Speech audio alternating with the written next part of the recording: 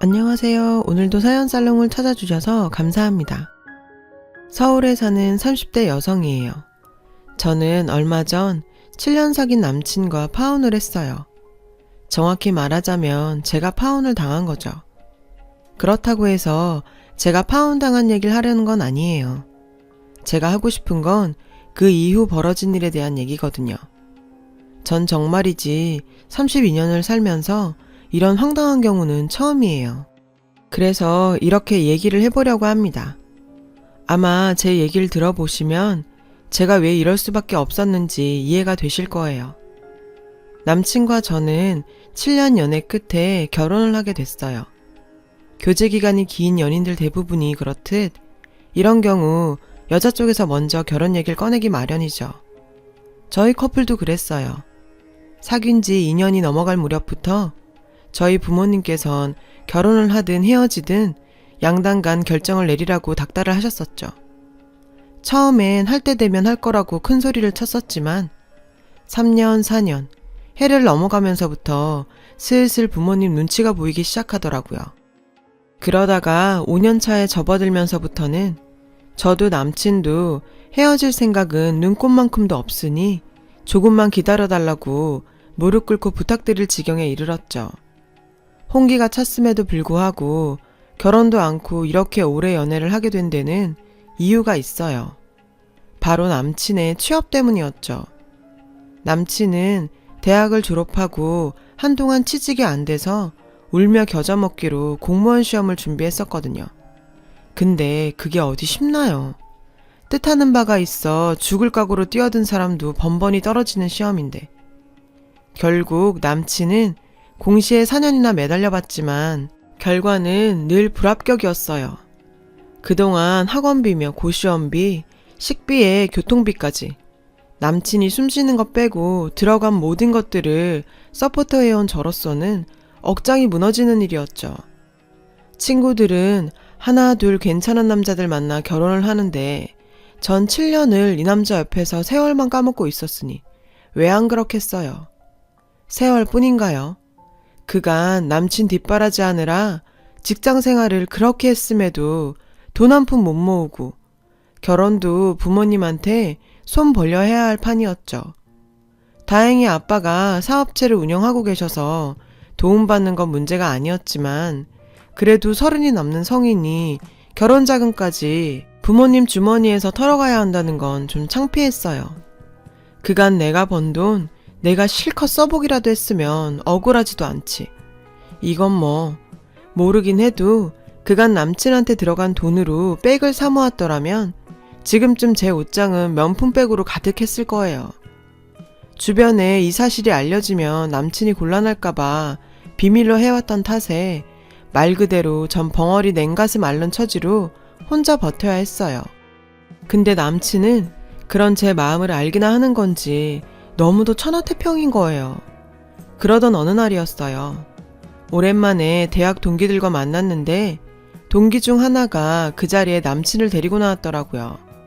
남친 직업은 변호사로 동기와는 3년 사귄 끝에 곧 결혼을 한다고 하더군요. 거기까진 좋았어요. 그냥 좀 부럽고 말아버릴 일이었으니까요. 그런데 사실 이 사람 아니었으면 저 변호사는 꿈도 못 꿨을 거예요. 고시 준비하는 동안 학원비며 고시원비 다 이 사람이 도와줬거든요. 이젠 평생 제가 갚으면서 살려고요. 순간 온몸의 기운이 쭉 빠졌어요. 누군 3년 고생하고 변호사 안 해되는데 누군 7년이나 고생하고도 이러고 있다니. 상대적 박탈감이 쓰나미처럼 몰려왔어요. 근데 그 순간 빡침에 정점을 찍는 일이 벌어졌죠. 남친한테 문자가 온 거예요. 혜미야, 밥값이 부족해서 그러는데 10,000원만, 응? 평소에도 종종 받는 일반적인 문자였지만 그날은 정말 참을 수가 없더라고요. 그래서 밖으로 나와 바로 전화를 했죠. 자긴 정말 구제불능이구나. 그 나이에 밥값 10,000원이 없어서 여자친구한테 돈 보내달라고 문자를 하고 싶니? 창피하지도 않아? 실력이 안 되면 기술이라도 배워서 돈 벌 생각을 해야지. 30이 넘도록 언제까지 공시 준비만 할 거야. 솔직히 시험에 붙을 자신이 있긴 하니? 취업도 못하고 할 줄 아는 것도 없고 그래서 공시 핑계로 내 등골 빼먹으면서 살 생각인 거야? 도대체 언제까지 이러고 살 작정인데 말해봐. 언제까지 그럴 거냐고. 혜미야, 무슨 일 있었어? 아버님이 또 뭐라 그러셔? 에이, 한두 번 겪는 일도 아닌데 자기가 좀 참아, 응? 그리고 나 이미 주문해서 밥에 숟가락까지 댄 거라 취소도 못해. 그니까 자기야, 10,000원만 보내주면 안 될까? 내가 취직하면 그동안 빌린 돈 한 방에 다 갚아줄게. 그니까 10,000원만, 응? 기가 막혀서 정말. 어쩜 자기란 사람은 이런 순간까지 정신을 못 차리니? 암튼 난 더 이상 밑빠진 독에 물 못 붓겠으니까 앞으로는 자기 힘으로 밥을 벌어먹든 빌어먹든 맘대로 하고 살아. 창피한 줄 알아, 이 정말. 그제야 남친은 상황이 심각한 걸 느꼈는지 울고 짜며 한 번만 기회를 달라고 빌더군요. 그 뻔한 실수에 넘어가면 안 되는 걸 알면서도 전 또 바보같이 넘어가고 말았죠. 좋아, 한 달이야. 그 안에 일자리 못 구하면 난 더 이상 자기랑 안 만나. 끝이라고. 알았어? 헤어지자는 말에 정신이 들었는지 남친은 부랴부랴 구직 사이트를 뒤져서 여기저기 면접을 보러 다니더군요. 그동안 남친한테서 볼 수 없었던 모습에 한편으론 그만큼 날 놓치기 싫었나 싶기도 했지만 다른 한편으론 이렇게 할 수 있는 거 왜 지금껏 안 했나 하는 괘씸함도 들었던 게 사실이에요. 얼마 뒤 남친한테 취직을 했다며 전화가 왔더라고요. 학원 강사 자리였어요. 입시학원은 아니고 중고생 내신을 관리하는 동네 보습학원이었죠. 비록 사대보험도 안 되고 퇴직금도 없는 자리였지만 그래도 밥벌이는 하고 살게 된 거죠. 그래도 이게 어디냐 싶어 양가 부모님을 찾아뵙고 결혼 승낙을 받았어요. 저희 부모님은 남친을 탐탁지 않게 생각하셨지만 그래도 7년이나 만났는데 어쩌겠냐시며 마지못해 승낙을 해주셨어요. 반면 남친 부모님들은 빨리 상견례부터 하자시며 엄청 반기셨죠. 그렇게 번갯불에 콩 볶듯이 일사천리로 일은 진행이 됐고 얼마 안 돼 상견례까지 마쳤죠. 예비 시부모님들께선 솔직히 집을 마련해줄 형편이 안 된다며 몇 년간은 데리고 살 생각이라고 하셨어요. 그러니까 혼수는 저희들 방 꾸밀 정도만 해서 보내달라고요. 이미 저를 통해 이런 사정을 들으셨던 저희 부모님은 저희가 살 집을 마련해주마 하셨어요. 그래서 상견례장에서 아빠가 직접 그 얘기를 하시려고 했는데 하필 그때 회사에서 전화가 왔지 뭐예요. 전화를 받으신 아빠는 급한 일이 생겨서 회사에 들어가 봐야 하신다며 양해를 구하곤 먼저 자리에서 일어나셨어요. 그 바람에 집 얘긴 꺼내지도 못했고요. 나중에 남친이 그러는데 솔직히 그날 저희 쪽에서 집을 해주시지 않을까 내심 기대를 했었다나 봐요. 남친도 그렇고 남친 부모님들도 그렇고. 근데 상견례가 끝나고 며칠이 지나도록 아무 말이 없어서 조금 서운했다나요. 기가 막혀서 정말. 그러던 어느 날이었어요. 그날은 몸이 좀 안 좋아서 남친과의 약속도 깨고 퇴근 후 바로 집으로 향했는데 글쎄 현관문을 열고 들어가 보니 집안에 온통 빨간 딱지가 붙어있지 뭐예요. 평소 그렇게 당당하시던 아빠는 축 처진 어깨로 앉아 담배를 태우고 계셨고 엄마는 머리에 띠를 두른 채 안방 침대에 누워있었죠. 엄마, 이게 어떻게 된 거야? 도대체 왜 우리 집에 이런 딱지가 붙어있는 건데? 혜미야, 어쩌니?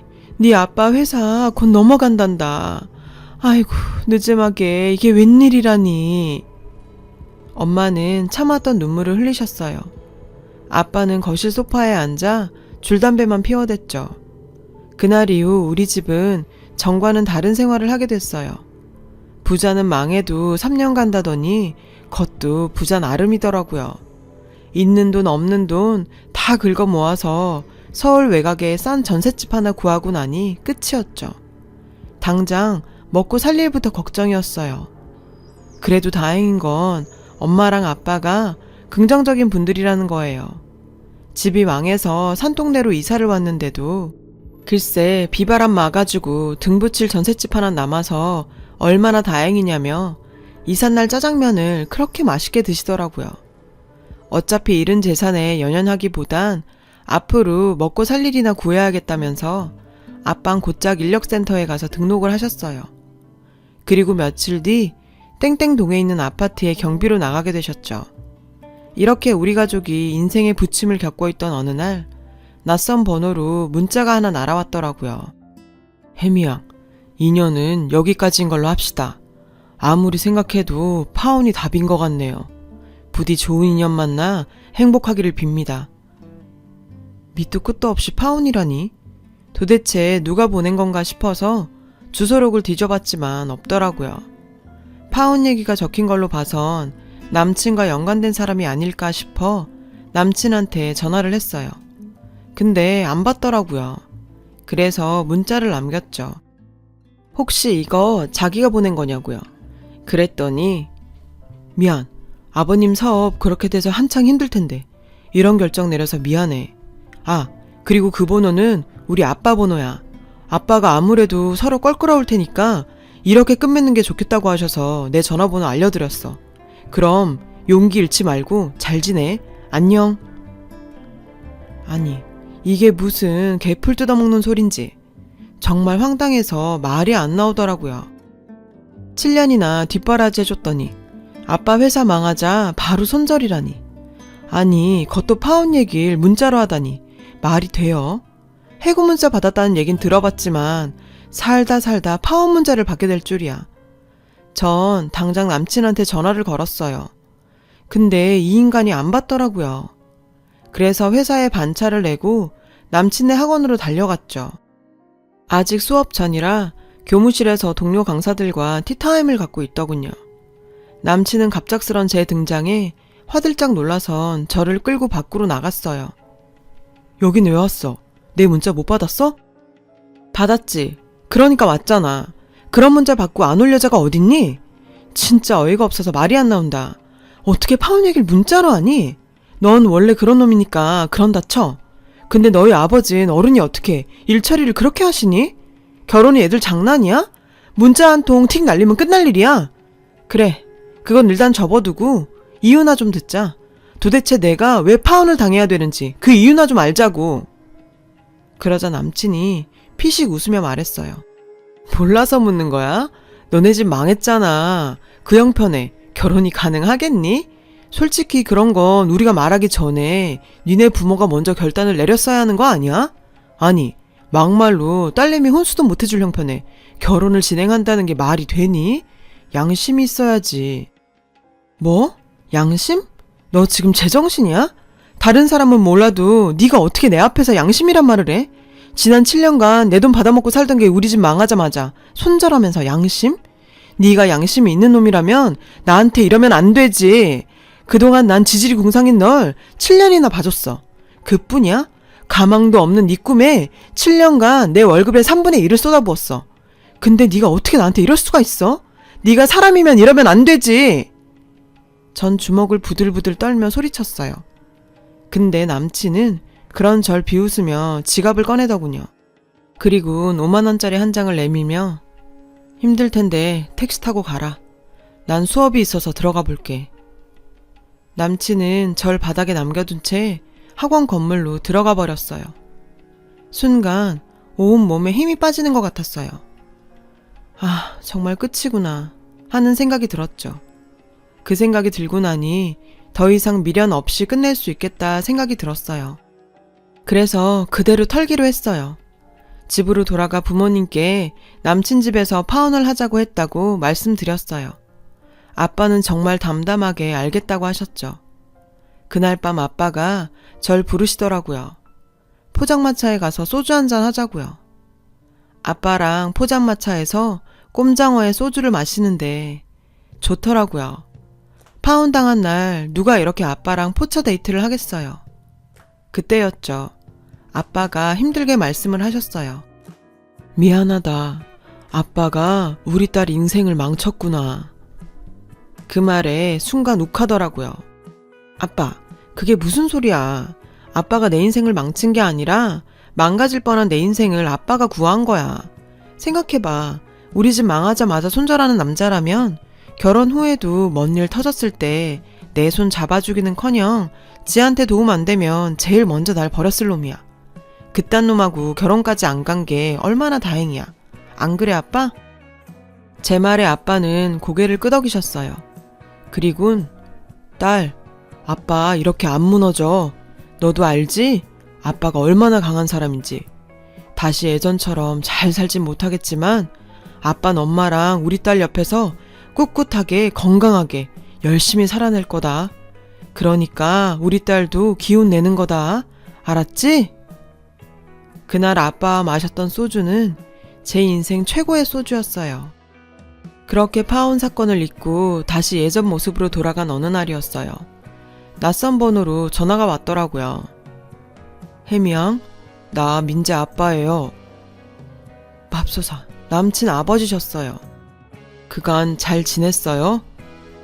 다름이 아니라 내가 혜미 씨한테 할 말이 있는데 잠깐 시간 좀 내줄래요? 솔직히 됐거든요. 이러고 당장 전화를 끊어버리고 싶었지만 제 부모 얼굴에 침 뱉는 짓인 것 같아서 꾹 참았어요. 제가 만나서 할 얘기 없다고 했더니 남친 아버님은 저희 회사 로비에 와 계신다며 제가 나올 때까지 기다리시겠다는 거예요. 어쩜 하는 짓이 전 남친이랑 이렇게 똑같은지. 할 수 없이 전 로비로 내려갔어요. 그리고 남친 아버님을 모시고 근처 카페로 갔죠.